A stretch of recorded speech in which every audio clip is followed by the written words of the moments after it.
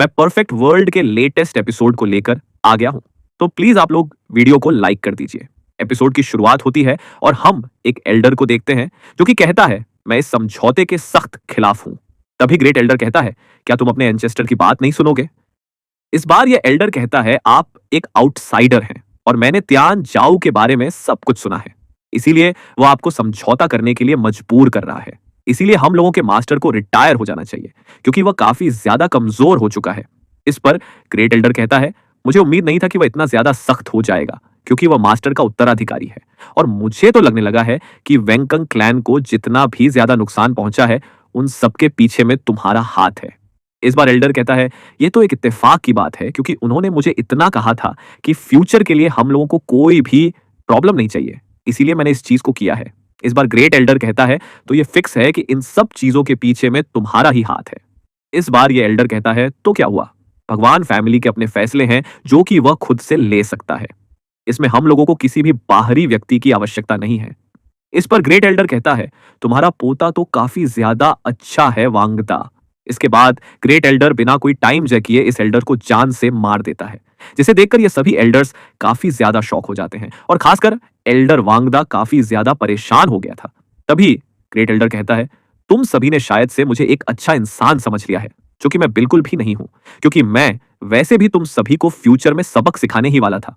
मगर तुम लोग बार बार कहते हो कि तुम लोगों को मेरे ब्रदर को नुकसान पहुंचाना है, इसीलिए यह मामला मैं आज यहीं पर रफा दफा कर दूंगा। तभी एल्डर वांगदा कहता है, ग्रेट एल्डर, मैं तुमको जिंदा नहीं छोड़ूंगा। इधर हम एक कल्टीवेटर को देखते हैं जो कि अपनी सिस्टर को कहता है, सिस्टर तुम्हें घबराने की कोई भी जरूरत नहीं है क्योंकि वांगन क्लैन के खिलाफ जो कल्टीवेटर फाइट कर रहा है वह हुवांग नहीं है और सीनियर जियांग जंग जैसे ही टेंपल को छोड़ेंगे तो मैं तुम्हारा बदला भी जरूर लूंगा।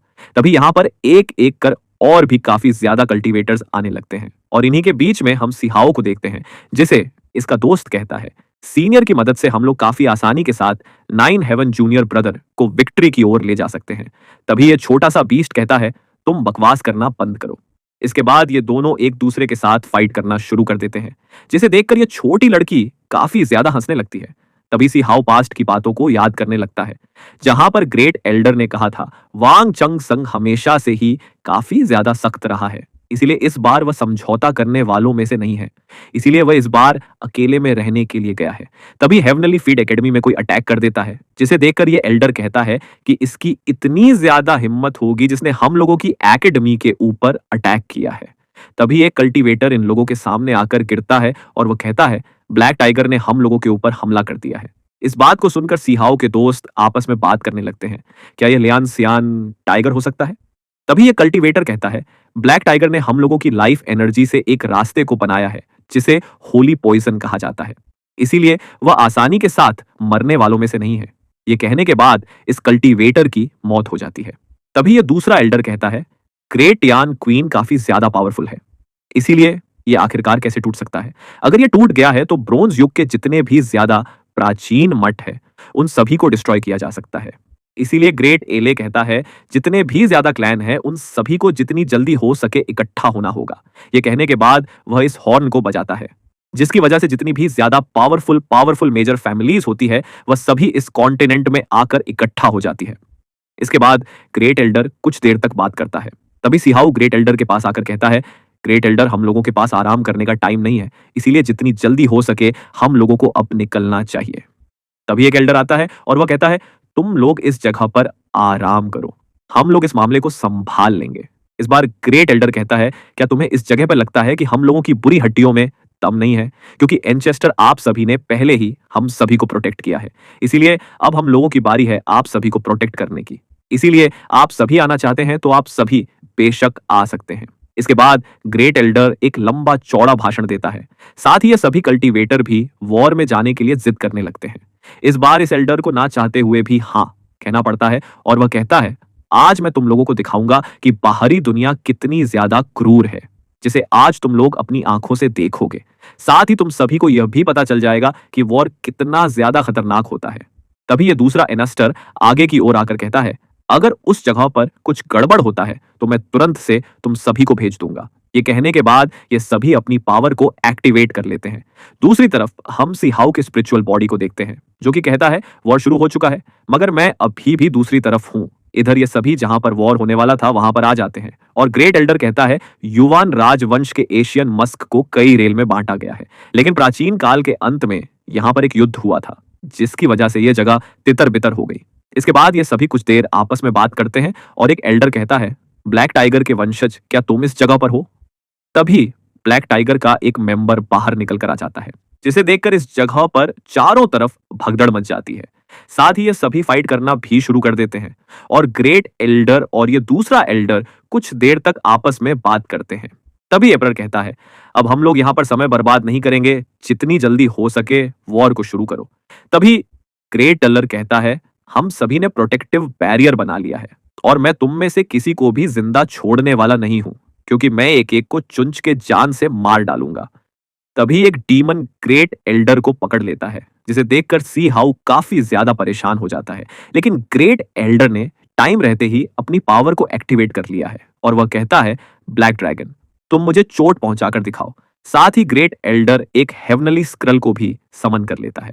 इसके बाद ग्रेट एप्रर और ब्लैक टाइगर कुछ देर तक इमोर्टिलिटी के बारे में बात करते हैं। साथ ही ग्रेट एप्रर सभी को यहां पर कहता है तुम में से किसी को भी चिंता करने की कोई भी जरूरत नहीं है, क्योंकि मैं अभी तक चोंगसंग को नहीं भला हूं और तुम सभी अलग हो, क्योंकि तुम सभी इस दुनिया से जुड़े हुए हो। अब कुछ ही देर में माहौल बदलने वाला है और एक ना एक दिन तुम लोगों को इमोट रेलम से बाहर निकलना होगा और तुम सभी को देश के खून का बदला लेना होगा। ये कहने के बाद ग्रेट एल्डर ब्लैक टाइगर्स के साथ फाइट करने लगता है। इसके बाद ब्लैक एप्रर भी इन सभी के सामने आ जाता है और वो कहता है यहां पर कौन मेरे साथ लड़ना चाहता है। इस बार एक एल्डर इसके सामने आ जाता है। तभी एक दूसरा एल्डर कहता है ये तो वजुयान के ग्रेट एंचेस्टर का डिसाइपल है, जो कि मेरे अपोनेंट बनने के बिल्कुल योग्य है। इधर इस कल्टीवेटर ने काफी आसानी के साथ इस कल्टीवेटर को हरा दिया था, जिसे देखकर ये सभी काफी ज्यादा शॉक हो जाते हैं। तभी यहां पर और एक पावरफुल लेडी आ जाती है और वह कहती है क्या इस जगह पर मेरे साथ फाइट करने के लिए कोई मौजूद है? क्योंकि तुम सभी को देखने के बाद मुझे ऐसा नहीं लगता है कि तुम में से कोई भी पावरफुल है। तभी हम इस क्यूट से बीस्ट को देखते हैं, जो कि कहता है क्या तुम मेरे साथ यहां पर फाइट करना चाहोगी? क्योंकि मैं 20 सालों से प्रैक्टिस कर रहा हूं, इसीलिए क्या तुम्हारे अंदर में इतना ज्यादा हिम्मत है कि तुम मेरे साथ फाइट कर सकती हो? तभी ग्रेट एल्डर इस बीस्ट को रो देता है। हम दूसरी तरफ एक एल्डर को देखते हैं, जो कि कहता है मैं तुम्हारे साथ फाइट करूंगा।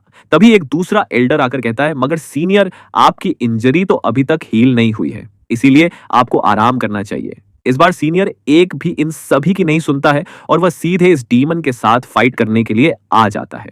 इसके बाद हम लोगों को इस लेडी और इस सीनियर एल्डर के बीच में काफी ज्यादा खतरनाक फाइट को दिखाया जाता है, जहां पर यह लेडी एक जानलेवा हमला सीनियर एल्डर के ऊपर कर देती है और इसे लगता है कि इसने सीनियर एल्डर को जान से मार दिया है। मगर कहानी में आता है ट्विस्ट।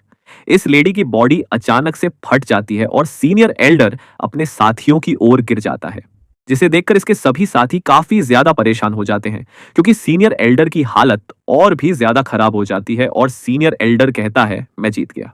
ये कहने के बाद सीनियर एल्डर की मौत हो जाती है। इधर डीमंस की टीम भी थोड़ी सी परेशान हो जाती है, क्योंकि इन लोगों की एक साथी मर गई थी। इसीलिए ये डीमन कहता है हम लोग 3 टीम में बंटकर अब फाइट करेंगे। इसके बाद 3 काफी ज्यादा पावरफुल डीमंस आ जाते हैं और ये एल्डर इन सभी के साथ फाइट करने लगता है। तभी ये लेडी कहती है ये वॉर गॉड द्वारा बनाया गया पहले से है, जिसे कई सारे कल्टीवेटर यूज करते हैं। दूसरी तरफ इस डीमन ने काफी ज्यादा बेरहमी से इस एल्डर को मार दिया है। इसके बाद एक एक कर बाकी के कल्टीवेटर्स भी इन सभी डीमंस के साथ फाइट करने के लिए जाते हैं पर इनमें से कोई भी लौट कर वापस नहीं आता है। साथ ही ये डीमन कहता है मैं पिछले 25 सालों से कल्टीवेशन कर रहा हूं, इसीलिए जो मरना चाहता है वह मेरे से फाइट करने के लिए आ सकता है। इस बात को सुनकर काफी ज्यादा कल्टीवेटर इसके साथ फाइट करने के लिए आ जाते हैं, जिसे देखकर ये कल्टीवेटर कहता है तुम लोगों की खुशबू तो काफी ज्यादा अच्छी है और तुम सभी काफी ज्यादा पावरफुल भी हो, मगर ये काफी ज्यादा अफसोस की बात है कि तुम सभी मिलकर भी मुझे हरा नहीं पाओगे। इसके बाद ये सभी डीमंस अपनी पावर को एक्टिवेट कर लेते हैं और बिना कोई टाइम जया किए इन सभी कल्टीवेटर्स के ऊपर हमला भी कर देते हैं। तभी सिहाव अपनी पावर को एक्टिवेट कर लेते हैं। करने के बाद कहता है मैं तुम लोगों की बकबक और बर्दाश्त नहीं कर सकता हूं, इसीलिए तुम सभी के लिए अच्छा यही होगा कि यहां से चले जाओ। ये कहने के बाद सिहाव अपनी एनर्जी को रिलीज करता है, लेकिन इसी के साथ हम लोगों का ये एपिसोड हो जाता है खत्म। तो अगर आप लोग चैनल पे नए हैं तो चैनल को सब्सक्राइब कीजिए और मैंने परफेक्ट पर्ल के इस एपिसोड को काफी ज्यादा शॉर्ट में एक्सप्लेन किया है। इसीलिए अगर आप लोग अच्छा सपोर्ट दिखाते हैं तो अगली बार से मैं काफी ज्यादा लॉन्ग वीडियो एक्सप्लेन करूंगा। तब तक के लिए bye but tata, see you. मिलते हैं नेक्स्ट एपिसोड में। Thank you for watching.